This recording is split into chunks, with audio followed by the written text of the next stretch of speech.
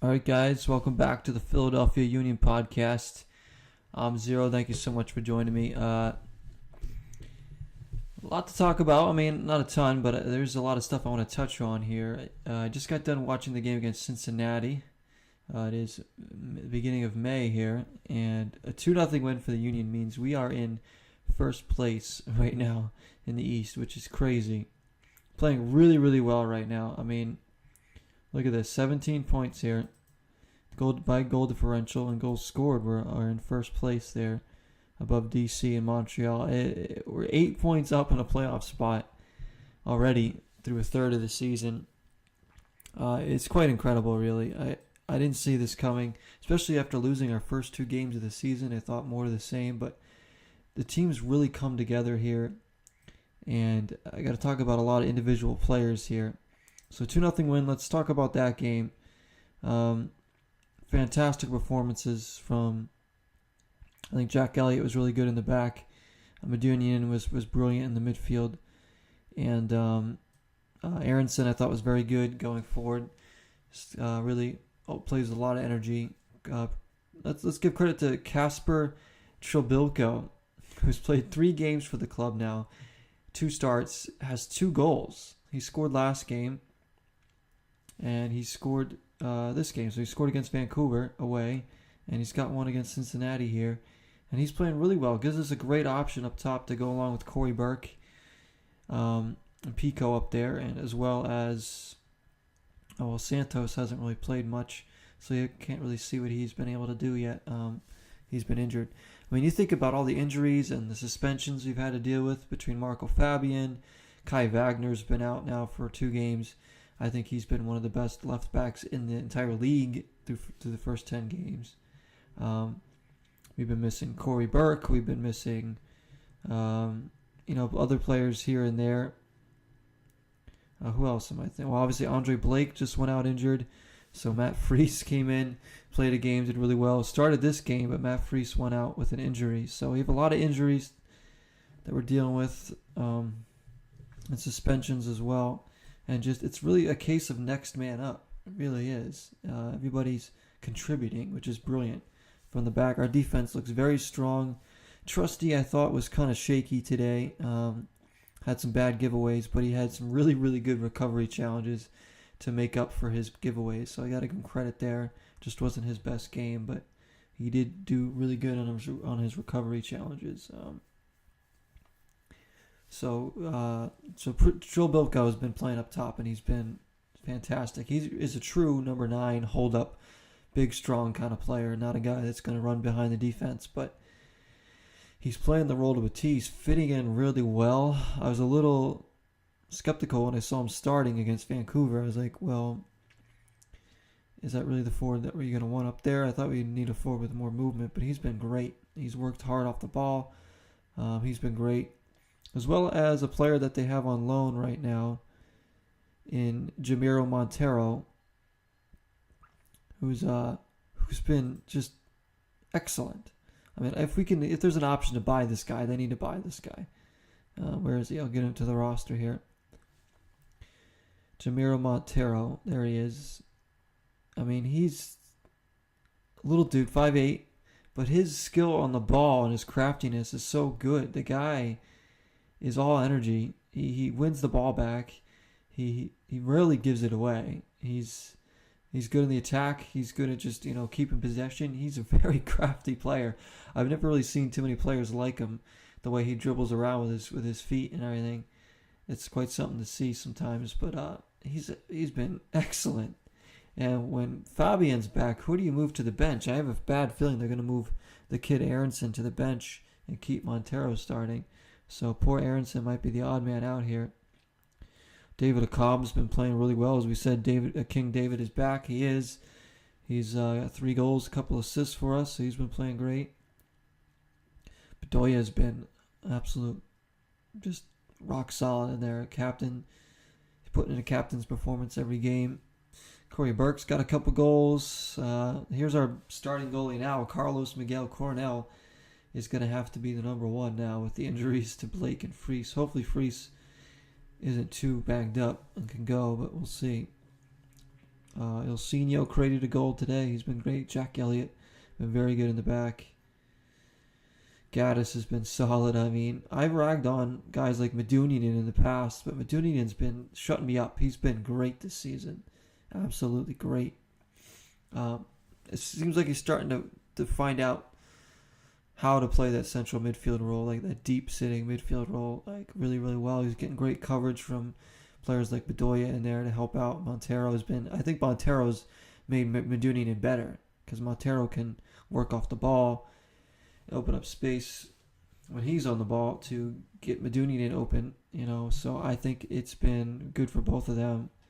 Pico just scored a nice goal today. Good to see him on the score sheet. Like I said, Kai Wagner's been an amazing left back. There's depth now. We have depth.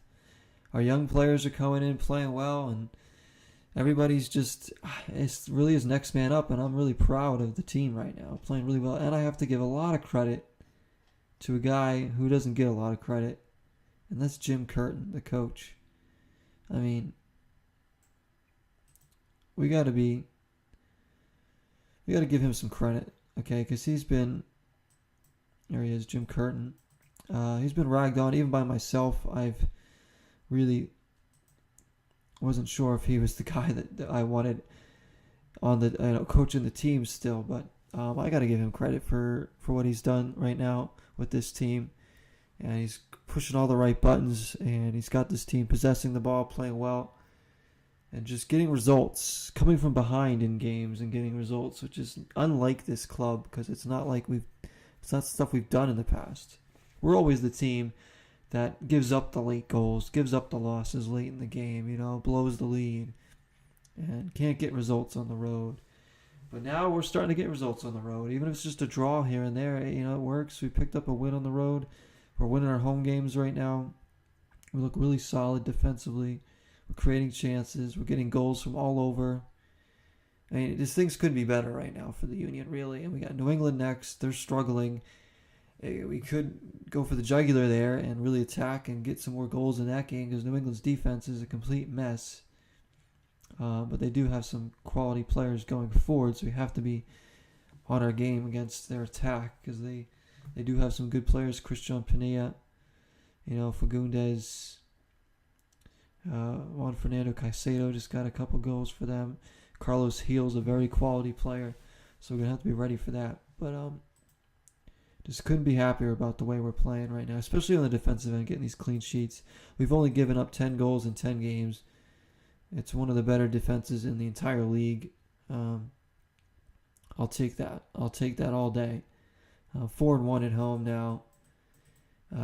It looks really good, Not only, I'm not expecting us to finish first. Like we're definitely punching above our own weight, but important thing is now getting these points is it creates separation from these bottom teams here. This is almost guaranteeing that we're going to be in the mix for the playoffs. But not only that, can we get a home field in the first round, whatever round we play in? But we gotta. That's a little bit further down the line. We can't get too ahead of ourselves. I don't want to get too excited here, okay? Because we could easily lose like 3 or 4 in a row and just completely fall down. But at least we have a little bit of a cushion now. If we do go through a stretch of bad games, we can still make the playoffs, We really dropped off last season at the end, and we paid for it and couldn't really get anything going at the end of the season last year. So we got to get this momentum, keep it going, stay consistent. All I'm looking for is consistency. And right now we're showing it. And, with teams that are doing bad like NYCFC, Atlanta, the Red Bulls, New England, are they going to be bad the whole season? We don't know. You expect some of those teams to start playing well and jumping up there. Columbus is playing really bad right now. A team like Montreal is probably playing better than you expected, even maybe Orlando.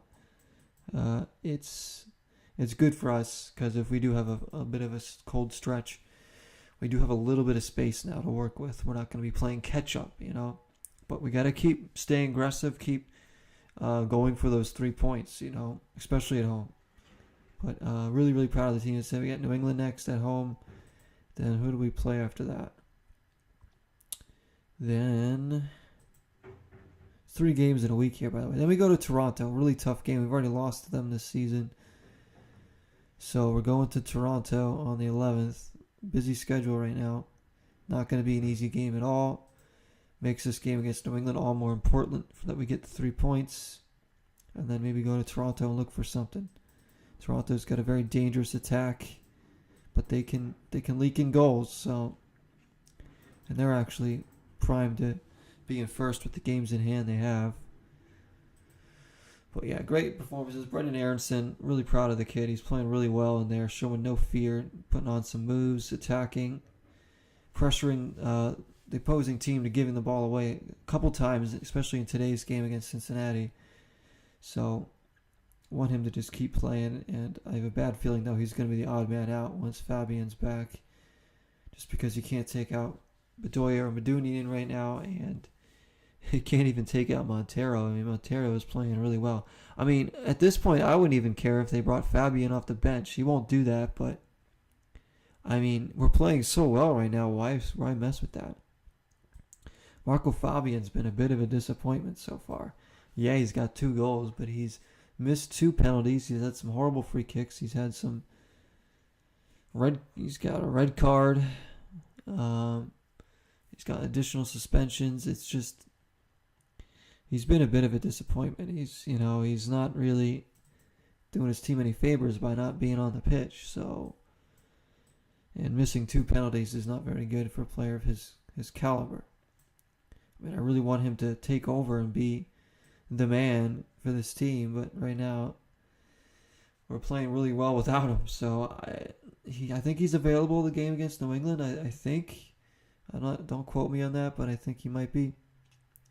But I'd bring him off the bench, to be honest, right now. I mean, like I said, that midfield 4 of Aronson, Montero, Medunian, and Bedoya is playing really well. There's no need to break them up. But knowing Curtin, I don't think Aronson's going to be starting in the next game if Fabian's available. But I expect to see Aronson off the bench. But we'll see. We'll see what happens. But hopefully, the most important is that we just get results. So lots of players stepping up, and next man up, KACPER Trobilko, needs to keep starting up top right now to keep running his good form as much as he can.